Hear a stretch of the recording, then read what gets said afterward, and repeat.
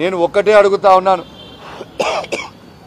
ఈ తెలంగాణ రాష్ట్ర ముఖ్యమంత్రి గారు రేవంత్ రెడ్డి గారు ప్రతిపక్ష నాయకుడు ఉన్నప్పుడు పిసిసి ప్రెసిడెంట్గా ఉన్నప్పుడు ఏమని చెప్పింది? నేనంటే ఆయన అన్న మాటలు మీకు చెప్తా ఉన్నాను.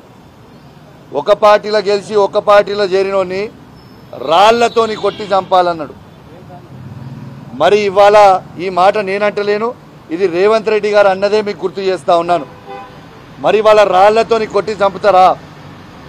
మరి ఇవాళ ఏం చెప్తారు?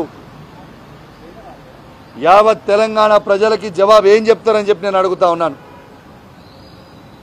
ఇలా నేను ఒక్కటే అడుగుతా ఉన్నా. దీంతో పాటు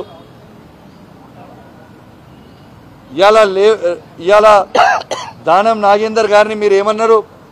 పంజగుట్ట బార్కాడ బీడీలు అమ్ముకునేటోని అని అన్నారు. మరి ఆ బీడీలు అమ్ముకునేటోని ఎందుకు కొనుక్కున్నావు అని చెప్పి నేను అడుగుతా ఉన్నాను. మేము ఖచ్చితంగా చెప్తా ఉన్నాం, బీఆర్ఎస్ పార్టీ బీఫామ్ మీద గెలిచి వదిలిపెట్టి పోయిన నాగేందర్ గారిని 101% ఇలా ఎమ్మెల్యేగా డిస్క్వాలిఫై కాబోతా ఉన్నారు.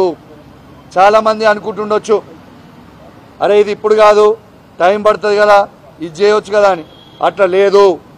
సుప్రీంకోర్టు జడ్జిమెంట్ ఇచ్చింది, 3 months లోపలనే డిసిషన్ తీసుకోవాలి స్పీకర్ గారు అని సుప్రీంకోర్టు కూడా జడ్జిమెంట్ ఇచ్చిన దాఖలు ఉన్నాయి. ఖచ్చితంగా 3 months లోపలనే దానం నాగేందర్ గారు డిస్క్వాలిఫై కాబోతా ఉన్నారని చెప్పి ఈ సందర్భంగా తెలియజేస్తా ఉన్నాను.